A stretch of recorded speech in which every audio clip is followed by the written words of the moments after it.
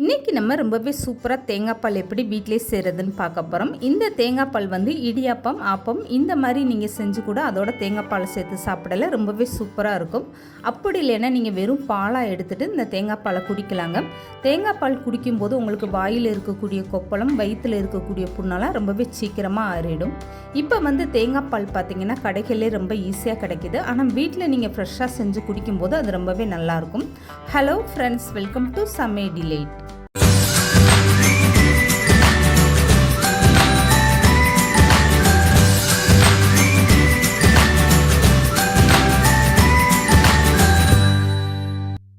இப்போ இந்த தேங்காய் பால் செய்கிறதுக்காக ஃப்ரெஷ்ஷான தேங்காவை உடச்சி எடுத்துக்கோங்க. இளம் தேங்காவை இல்லாமல் இந்த மாதிரி முத்தின தேங்காவை எடுத்திங்கன்னா இது வந்து பால் நல்லா திக்காக கிடைக்கும்.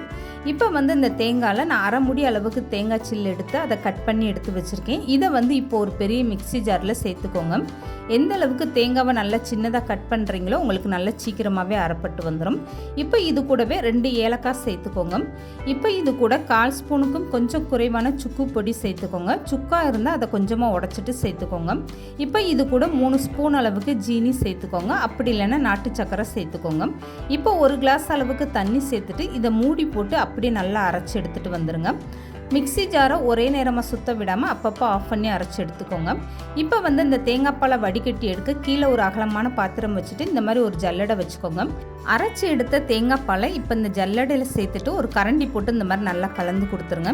இப்படி கலந்து கொடுக்க உங்களுக்கு தேங்காய் பால் எல்லாம் நல்லா கீழே இறங்கிடும். இப்போ தேங்காய் சக்கையை திரும்பவுமே நீங்கள் மிக்ஸி ஜாரில் சேர்த்துட்டு 1/2 கிளாஸ் அளவுக்கு தண்ணி சேர்த்து இன்னும் ஒரு டைம் நல்லா அரைச்சி எடுத்துக்கோங்க. இந்த மாதிரி நீங்கள் அரைச்சி எடுக்கும்போது தேங்காய் பால் வந்து நல்லா திக்காகவும் டேஸ்ட்டாகவும் இருக்கும்.